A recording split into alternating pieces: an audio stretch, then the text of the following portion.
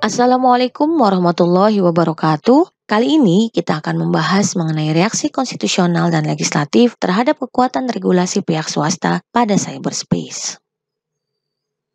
Seperti diketahui bersama bahwa perkembangan teknologi informasi dan komunikasi yang semakin pesat di seluruh dunia tidak dapat dilepaskan dari peran entitas privat di dalamnya. Memang, dalam perkembangan awal dunia internet, di mana internet ditemukan dan dimanfaatkan oleh dunia militer, pada perkembangannya dimanfaatkan oleh semua sektor. Perkembangan selanjutnya, bahwa keterlibatan entitas swasta justru semakin besar dalam pemanfaatan dunia internet itu sendiri, baik sebagai penyedia jasa layanan internet, penyedia web, jasa perantara perdagangan, sampai dengan jasa penyelesaian sengketa, dan lain-lain. Tanpa sadar, keterlibatan pihak swasta juga semakin besar. Pihak swasta tentu memiliki aturan main tersendiri. Inisiasi mandiri yang dilakukan oleh pihak swasta dalam menyusun aturan-aturannya atau yang biasa disebut dengan self-regulation cukup berpengaruh signifikan yang digunakan sebagai aturan main yang ditaati oleh pengguna internet. Adapun 4 norma dasar yang disusun oleh pihak swasta adalah sebagai berikut. 1. Berkaitan dengan norma kebiasaan di internet. 2. Berkaitan dengan pasar yang terbentuk. 3. Berkaitan dengan aturan hukum. Dan yang keempat, berkaitan dengan arsitektur internet itu sendiri. Pada perkembangannya, penyusunan self-regulation oleh pihak swasta masuk pada isu-isu sebagai berikut. 1. Penyusunan, kinerja dan penegakan pelaksanaan atas sebuah perjanjian komersil. 2. Pengakuan dan perlindungan hak kekayaan intelektual. 3. Regulasi terhadap konten. 4. Kebebasan pribadi. Yang kelima, faktor keamanan. Aturan-aturan yang disusun oleh pihak swasta ini sebagai respon agar memastikan bahwa ada keteraturan dalam kehidupan di dunia maya. Karakteristik yang khas dalam tata pergaulan di dunia digital juga telah mampu merumuskan apa yang disebut dengan konstitusi digital. Walaupun masih belum ada kesepakatan bersama apa saja yang dikategorikan sebagai konstitusi digital. Perumusan konstitusi digital ini yang pada awalnya dirumuskan oleh pihak swasta secara bersama-sama, selanjutnya juga telah dirumuskan oleh negara-negara yang duduk bersama-sama untuk merumuskan dan menyepakati bersama-sama mengenai norma-norma dasar di dunia digital. Pada akhirnya, konstitusi digital mampu dirumuskan secara bersama-sama antara negara-negara yang tergabung pada satu organisasi internasional tertentu. Berdasarkan masukan pihak swasta yang keterlibatannya dapat dikatakan lebih dominan dibandingkan pemerintah. Lahirnya konstitusi digital ini dapat dikatakan sebagai respon atas aturan-aturan yang dibuat oleh pihak swasta di dunia internet. Pemerintah yang sah dan berdaulat menyadari bahwa harus tetap ada keterlibatan negara di dalamnya sebagai pembentuk undang-undang sekaligus sebagai pengawas di dalamnya. Negara menyadari bahwa harus ada respon nyata dari entitas publik dalam rangka menjamin ketertiban umum dalam aktivitas di dunia digital tanpa terkecuali.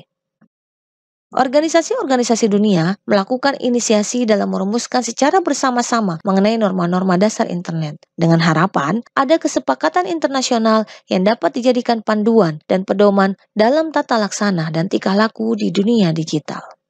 Pada akhirnya, telah dirumuskan dan disepakati bersama apa yang dikategorikan sebagai konstitusi digital, yaitu sebagai berikut. 1. Kemerdekaan berpendapat. 2. Interoperabilitas. 3. Keterbukaan informasi dan standar keterbukaan informasi. 4. Jaringan terdistribusi dan informasi terstruktur secara lengkap. Yang kelima, kebebasan digital, privasi, dan keberagaman. Perkembangan selanjutnya, negara-negara di dunia semakin mengetatkan aturan-aturan di dunia internet dalam rangka memastikan bahwa dampak negatif yang mungkin saja timbul dan merugikan penggunanya dapat dihindari dan potensi kerugiannya dapat diminimalisir pada masa yang akan datang. Salah satu yang harus direspon adalah munculnya kejahatan pada dunia cyber, di mana korbannya dapat siapa saja, kapan saja, dan di mana saja. Oleh karena itu, penting adanya satu regulasi dalam rangka menjamin perlindungan hukum bagi para korban kejahatan di dunia maya. Salah satu respon positif dengan ditetapkannya cybercrime sebagai salah satu kejahatan yang bersifat transnasional, dengan harapan bahwa semua negara di dunia lebih peduli dan dapat mengantisipasi dampak buruk yang akan terjadi di negaranya masing-masing. Dampak buruk kejahatan dunia cyber juga dapat terjadi di mana saja, tanpa memandang aspek yurisdiksi suatu negara yang sah dan berdaulat, sehingga membutuhkan kerjasama lintas negara dalam mengatasinya. Selain itu, Konsumen digital juga harus menjadi pihak yang dilindungi. Perlindungan hukum bagi konsumen digital diakibatkan pada posisi tawar yang selalu rendah dan lemah di hadapan pelaku usaha dengan hegemoni kepemilikan modalnya. Telah banyak negara yang semakin peduli dengan konsumen digital. Salah satunya adalah dengan menyusun regulasi terkait hal ini. Antara lain di Kanada, Amerika Serikat, Uni Eropa, dan lain-lain. Selain itu, respon yang diberikan legislatif adalah terkait di bidang penyiaran. Atas perkembangan di bidang penyiaran ini, ada isu di mana ada 3 kepentingan yang harus dijaga, yaitu 1. Menjaga keuntungan secara cuma-cuma. 2. Mendorong diseminasi atas informasi yang sudah dikenal dari sumber daya yang bervariasi. Yang ketiga, mendorong kompetisi yang adil pada pasar untuk program-program televisi.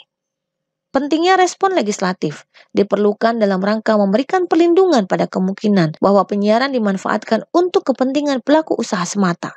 Selain itu, penyiaran harus tetap berada pada level independensi yang senantiasa memberikan manfaat bagi semua pihak. Kemudian, intervensi legislatif juga penting dikaitkan dengan perlindungan terhadap kebebasan di dunia maya. Di satu sisi, kebebasan berekspresi menjadi hak yang harus dijunjung tinggi dalam berinteraksi di dunia maya. Di sisi lain, kebebasan ini juga harus tetap berada pada jalur yang benar, tidak menghasilkan suatu konflik atau permasalahan hukum di masa yang akan datang. Legislatif juga harus mampu memberikan respon dan melakukan intervensi terhadap pengelolaan jaringan telekomunikasi nasional yang memainkan peranan penting dalam perkembangan internet. Khususnya adalah adanya kewajiban yang didorong oleh hukum bagi penyedia layanan telekomunikasi. Legislatif harus memastikan bahwa adanya regulasi terkait dengan ketersediaan jaringan tanpa adanya diskriminasi. Dapat dikatakan dampak pengaturan pemerintah sebagai respon legislatif terhadap perkembangan internet adalah luar biasa. Di satu sisi, kita melihat perusahaan-perusahaan semakin mengeksplorasi berbagai cara untuk menyediakan layanan broadband dan peningkatan kualitas layanan lainnya. Di sisi lain harus ada jaminan bahwa jaringan internet adalah bersifat netral, sehingga harus ada regulasi dari otoritas yang berwenang untuk memastikan bahwa netralitas internet juga ditaati oleh pihak privat. Berdasarkan hal tersebut di atas, dapat kita lihat bahwa perkembangan dunia digital telah melahirkan adanya konstitusi digital sebagai norma dasar yang harus ditaati oleh semua pihak yang terlibat dan berinteraksi di dunia digital. Selanjutnya, konstitusi digital tersebut dapat diturunkan menjadi regulasi yang disusun oleh negara-negara sebagai respon legislatif dan eksekutif mengenai kebutuhan adanya norma-norma yang menjamin ketertiban umum. Dengan adanya norma-norma dasar yang telah disepakati bersama, dapat menjadi acuan, batasan, pedoman agar semua pihak dapat secara bersama-sama menciptakan ketertiban umum dalam tata pergaulan di dunia maya. Sekian dan terima kasih.